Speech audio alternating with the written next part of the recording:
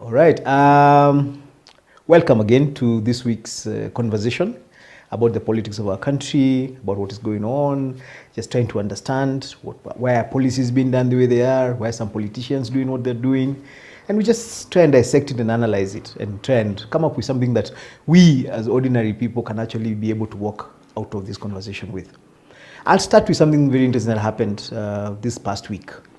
On Monday, in the morning, the members of Jubilee Party who are elected and who are mandated by the people to represent them in Parliament were at State House. They met with the President, Ruto, and they met with the Deputy President, Rigathi.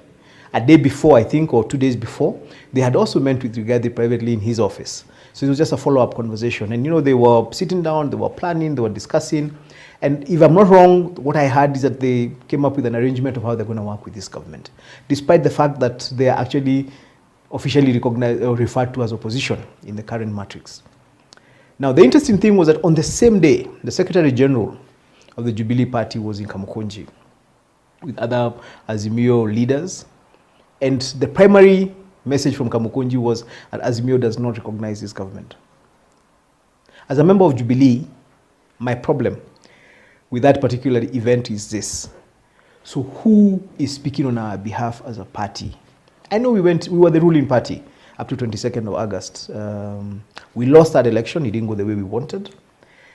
But we can't be confusing our members like this. We have to make up our minds who actually speaks on behalf of our party. Is it the people who have been mandated, who have been elected and put into parliament on our party? And by the way, they're not just the ones we saw from Mount Kenya region in State House. We have a lot of other people, led by my very good friend, Abdi Shurie, who is a member of parliament for Balambala. He's actually the parliamentary group chairman of the Jubilee Party in Parliament.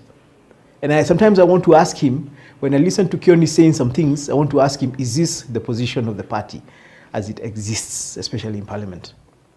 And this is a problem I'm having, because I know we are now being basically mobilized to start going to the streets for what are being called barazas, conversations.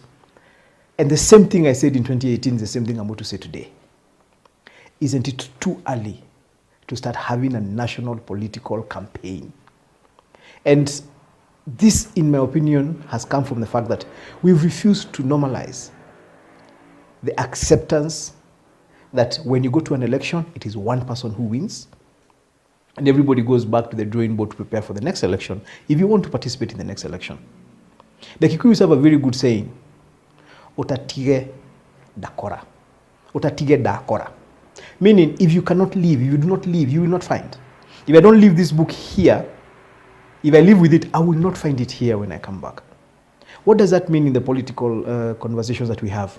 That if you do not accept the reality of something, you cannot now move on from that reality. I was a member of parliament for Nyeri Town constituency for 5 years. A privilege that I had to serve the people of Nyeri.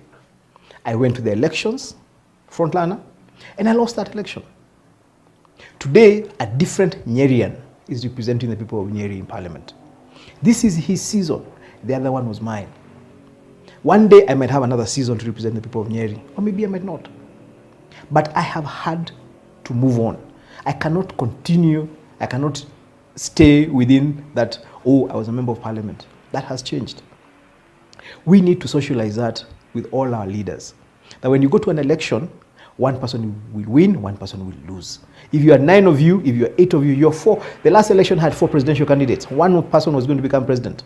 The other 3 are going to have to accept that they have lost. We have been called many names as politicians. But I think the one thing that we must solve is selfishness. The people who are directly affected by the last election are less than 0.001% of the Kenyan population. There are less than 5,000 people, as per the IEBC statistics, who ran for either MCA, Member of Parliament, Senate, Women Rep, Governor, or President. In a country that has 50 million people, 14 million people voted. 8 million people did not vote. The rest, close to 20, more than that combined, are either children or just didn't come out and vote, or not registered voters. that 5,000 of us feel we have the right to hold the country hostage, to hold the other 50 million people hostage to their needs and their desires, is very selfish. We must accept. I didn't agree with how the elections were done in Nyeri town. But I can't hold Nyeri hostage or my supporters. And I had a lot of supporters. Today, if I decided to call my supporters in Nyeri to come out and do a demonstration outside, they most probably would come. But to what end?